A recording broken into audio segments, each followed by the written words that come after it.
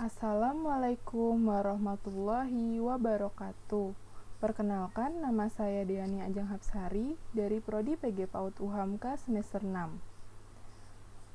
Saya akan memaparkan proposal bab 1 dan bab 2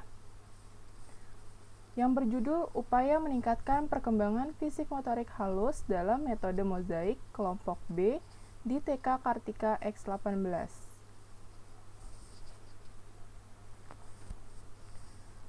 Yang pertama, pemaparan bab 1, yaitu ada latar belakang, kondisi ideal, temuan di lapangan atau analisis permasalahan, dan metode.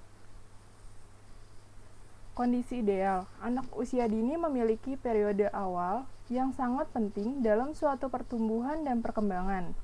Di masa ini, anak ditandai dengan periode fundamen untuk kehidupan anak sampai periode akhir dalam perkembangan. Periode pada masa anak usia dini disebut dengan masa Golden Age atau dinamakan periode keemasan, di mana semua potensi anak dapat berkembang sangat cepat. Selanjutnya, temuan di lapangan atau analisis permasalahan. TK Dharma Wanita Tunas Harapan Bangsa Lumajang Kelompok B, dari 14 siswa di kelas, ada 10 anak yang keterampilan motorik halusnya belum berkembang secara optimal. Anak-anak mengalami kesulitan dalam menggerakkan koordinasi tangan dan mata, khususnya dalam kegiatan menempel benda-benda kecil. Anak masih banyak meminta bantuan guru. Ketika pembelajaran menempel, masih ada anak-anak yang menempel tidak sesuai dengan pola. Terdapat beberapa faktor yang menyebabkan kurangnya perkembangan kemampuan motorik halus anak di kelas, antara lain kondisi kelas yang kurang kondusif, kegiatan pembelajaran yang digunakan guru monoton, dan motivasi diberikan guru kepada anak dalam melaksanakan kegiatan yang berhubungan dengan motorik halus juga belum maksimal. Pada media pembelajarannya kurang variatif karena guru mengajarkan motorik halus dengan menggunakan media majalah. Metode pembelajaran, anak usia dini mampu berkreativitas dengan bahan alam maupun bahan buatan dengan ukuran kecil sampai menutupi bagian bidang pada kertas, dinamakan sebagai kreativitas mozaik, di mana pada suatu gambar, anak diajarkan teknik menempel pada gambar secara langsung. Sebelum melakukan teknik mozaik, anak dibimbing cara menjiplak pola, menggunting pola, dan menempel pola. Selanjutnya, pemaparan bab 2. Pada pemaparan bab 2 ada kajian teori yang terdiri dari A. Deskripsi teori. Yang pertama ada hakikat perkembangan motorik halus yang dibagi menjadi 5, yaitu pengertian perkembangan motorik halus, yang B-nya ruang lingkup motorik halus, yang C-nya fungsi motorik halus, yang D prinsip perkembangan motorik halus, yang E unsur-unsur perkembangan motorik halus. Yang kedua, ada hakikat kegiatan metode mozaik yang terbagi menjadi 5.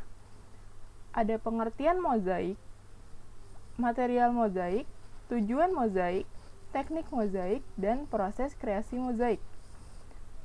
Yang ketiga, ada hakikat anak usia dini, yaitu menjelaskan pengertian anak usia dini, karakteristik anak usia dini. Lalu yang B, penelitian yang relevan. Yang C, kerangka pemikiran penelitian. Selanjutnya, kajian teori. Hakikat perkembangan motorik halus.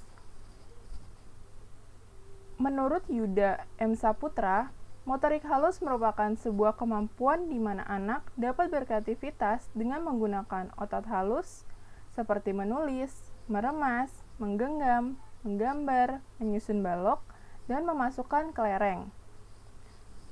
Lalu ada menurut Wuryandari, motorik halus merupakan suatu organisasi sebagaimana otot-otot kecil seperti jari, jemari, dan tangan seiring waktu yang membutuhkan kecermatan dan koordinasi mata dan tangan, mencakup suatu keterampilan dan menggunakan alat mengerjakan objek.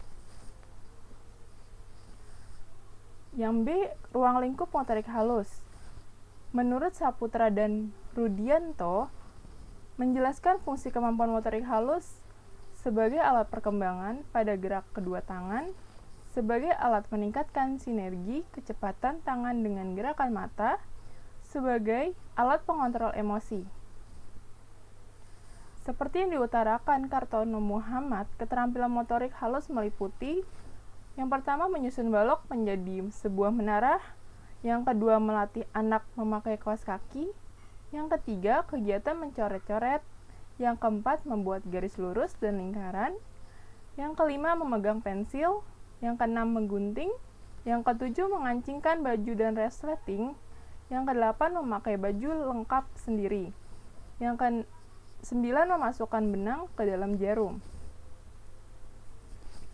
Menurut pendapat Montolalu, bahwa ruang lingkup motorik halus meliputi membuat bentuk plus, X, lingkaran, bujur, sangkar, dan segitiga, menirukan angka dan bentuk, menjahit dengan tali sepat, benang wol, tali rafia, memasukkan surat ke dalam amplop, membentuk plastisin atau tanah liat, memasukkan benang ke dalam jarum, menggunting mengikuti bentuk, dan menganyam. Fungsi motorik halus. Pendapat Yuliani Nurani Sugiono mengungkapkan bahwa fungsi perkembangan motorik halus di taman kanak-kanak sebagai alat, yaitu teliti dan rapih, kreatif, pengaman mendengar, daya pikir, melatih motorik halus, imajinasi, berekspresi, kerjasama, dan tenggang rasa. Yang D. Prinsip perkembangan motorik halus. Pendapat Bredekap dan Koppel, prinsip perkembangan pada anak usia dini meliputi aspek pada perkembangan, yaitu aspek fisik, sosial, emosional, dan kognitif. Menurut Wiyani, mengungkapkan prinsip-prinsip perkembangan anak yaitu berkembang secara logistik, perkembangan terjadi dalam urutan yang teratur, perkembangan anak, perkembangan baru dilihat dari perkembangan sebelumnya, perkembangan memiliki pengaruh bersifat kumulatif. Selanjutnya yang E, unsur-unsur perkembangan motorik halus. Kemampuan motorik halus adalah kemampuan yang berhubungan dengan keterampilan fisik yang melibatkan otot kecil dan koordinasi mata dan tangan. Saraf motorik halus ini dapat dilatih dan dikembangkan melalui kegiatan dan rangsangan yang kontinu atau secara rutin, seperti bermain puzzle, menyusun balok, memasukkan benda ke dalam lubang sesuai bentuknya, membuat garis, melipat kertas, dan sebagainya. Kecerdasan motorik halus anak berbeda-beda. Dalam hal kekuatan maupun ketepatannya, perbedaan ini juga dipengaruhi oleh pembawaan anak dan stimulasi yang didapatkannya. Lingkungan orang tua mempunyai pengaruh yang lebih besar dalam kecerdasan motorik halus anak. Lingkungan dapat meningkatkan ataupun menurunkan taraf kecerdasan anak, terutama pada masa-masa pertama kehidupannya. Bagian kedua ada hakikat kegiatan metode mozaik. Yang A, pengertian mozaik. Menurut Munandar, bahwa mozaik merupakan suatu keterampilan gambar maupun desain dengan menggunakan potongan-potongan, bantuan-bantuan, kaca berwarna. Mozaik dapat memperluas suatu karya pada seni rupa, yaitu lukisan dinding, fresko, karya seni kaligrafi, dan lain sebagainya. Pendapat Syakir dan Ferayanti bahwa mozaik sebagai suatu keterampilan seni dekorasi dengan menerapkan metode menempel. Secara terminologi, mozaik berasal dari kata moiseus atau Yunani yang berarti kepunyaan para mus atau sekelompok dewi yang melambangkan seni. Sedangkan dalam dunia seni, menurut Sunario, mozaik diartikan sebagai suatu jenis karya seni dekorasi yang menerapkan teknik menempel. Mozaik merupakan gambar atau hiasan atau pola tertentu yang dibuat dengan cara menempelkan bahan atau unsur kecil sejenis, atau baik bahan, bentuk, maupun ukurannya. yang disusun secara berdempetan pada sebuah bidang. Mozaik menggunakan potongan-potongan kecil yang biasanya dikenal sebagai tesserae atau potongan kecil yang digunakan untuk membuat pola atau gambar. Yang B. Material mozaik. Pendapat Sumarjadi, dalam pembuatan gambar mozaik dapat menggunakan bahan alam dan bahan buatan. Bahan alam bisa terdiri dari biji-bijian, daun-daunan, dan bebatuan. Namun bahan buatan bisa berupa potongan kertas maupun manik-manik. Pendapat Mas Nonok 2017, mozaik yang akan diterapkan sasarannya adalah untuk anak usia dini. Bahan harus dipertimbangkan diantaranya ramah untuk anak, tidak berbahaya untuk anak, tidak mengandung zat racun, tidak berasal dari benda tajam yang mudah merugikan untuk anak seperti pecahan kaca. Menurut Sumanto, menjelaskan bahwa dan peralatan yang akan digunakan dalam kegiatan mozaik yaitu bahan untuk berkreasi mozaik dapat memanfaatkan bahan alam dan bahan buatan. Bahan alam sejenis yaitu biji-bijian, misalnya kacang hijau, kulit kacang, padi, jagung, dan lainnya. Sedangkan untuk bahan buatan dapat berupa aneka kertas berwarna, manik-manik, dan lainnya. Yang kedua ada bidang dasaran antara lain karton, kertas gambar, benda fungsional, atau benda bekas yang akan dihias. Ini semua tentunya harus disesuaikan dengan jenis bahan yang dipilih. Yang ketiga ada peralatan kerja yang digunakan yaitu gunting atau alat pemotong lainnya. Bahan pembantu yaitu lem atau perekat untuk bahan kertas atau jenis bahan yang lainnya, misalnya lem glukol, takol, dan kastol. Yang D ada tujuan mozaik. Pendapat Sumarji, mozaik memiliki suatu tujuan, bahwa anak mampu menggerakkan fungsi motorik halus dengan menyusun potongan seperti kain, kertas, kayu, dan biji-bijian, lalu direkatkan pada suatu gambar ataupun pola dan anak memperhatikannya langsung. Yang E. Teknik mozaik. Menurut Novi Kasari, mozaik terdiri dari 2 dimensi dan 3 dimensi, tetapi prinsip kerjanya sama, yaitu menempelkan potongan benda-benda lain. Benda-benda tersebut dapat berupa pecahan kaca, pecahan keramik,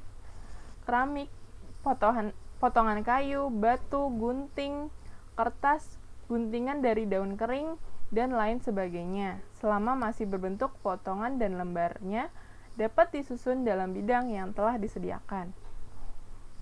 Menurut Arifah, teknik mozaik adalah membuat pola geometris yang materialnya terbuat dari kertas karton asturo berwarna. Kemudian ditempel menggunakan lem disusun menurut pola. Dengan teknik-teknik yang dilakukan dalam mozaik seperti mengelem dan mewarnai dibutuhkan kemandirian anak dan kecermatan dalam membuat mozaik kemandirian di mana anak mampu melakukan dengan percaya diri dan dalam prosesnya tidak sering membutuhkan bimbingan guru. Dan kecermatan merupakan ketepatan anak dalam membuat dan menempel bentuk geometris. Yang F ada proses kreasi mozaik. Menurut pendapat Novi Kasari, menyatakan proses kreasi atau proses kreatif merupakan tahapan yang harus dilalui oleh seseorang dalam suatu karya seni yang dalam hal ini adalah kolase, mozaik, dan montase. Mulai dari proses memperoleh dan menemukan sumber ilham atau inspirasi, gagasan hingga proses mewujudkan dalam karya ini impresi yang dirasakan, dipikirkan, dan dihayati oleh seseorang, dituangkan sebagai ekspresi yang personal dalam wujud karya kolase, mozaik, dan montase.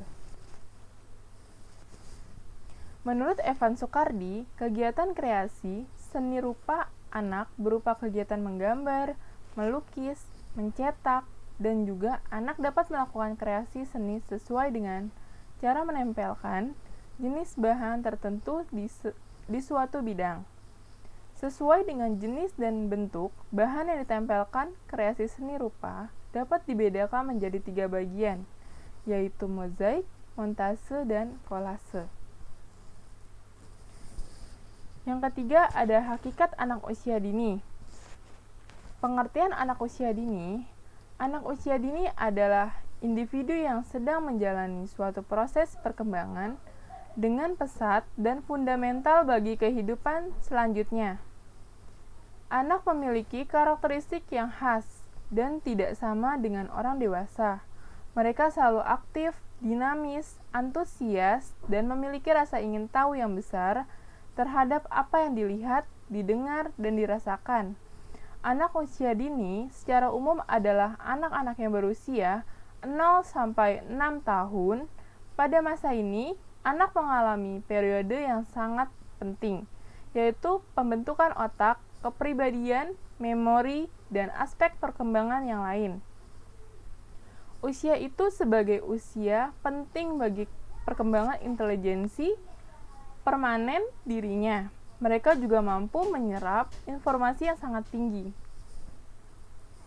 Yang B ada karakteristik anak usia dini. Anak usia dini memiliki karakteristik yang unik karena mereka berada pada proses tumbuh kembang yang sangat pesat dan fundamental bagi kehidupan berikutnya. Secara psikologis, anak usia dini memiliki karakteristik yang khas dan berbeda dengan anak yang usianya di atas 8 tahun. Selanjutnya ada penelitian yang relevan. Penelitian yang relevan merupakan penelitian terdahulu yang berfungsi untuk mendukung penelitian ini. Menurut Indraswari, menyimpulkan bahwa perkembangan motorik halus anak usia dini dapat ditingkatkan melalui kegiatan mozaik.